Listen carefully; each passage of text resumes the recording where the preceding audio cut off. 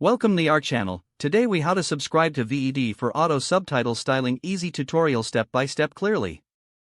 Once the website is loaded, look for the pricing section in the navigation bar.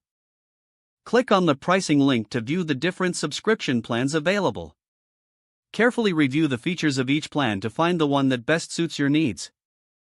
After deciding on a plan, click the Get Started button. You will be directed to a sign-up page. If you already have an account, enter your credentials to log in. If you are a new user, fill in your details to create an account. Provide your email address, choose a password, and input any other required information. Once your details are filled out, click the Sign Up button. You may receive a verification email, so check your inbox and confirm your email address.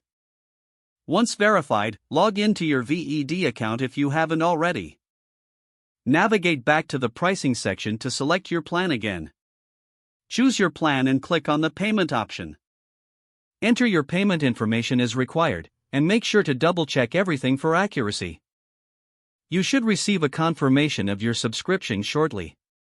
Now, you're ready to access VEED's auto subtitle styling features. Start a new project or upload a video to begin using the auto subtitle tools.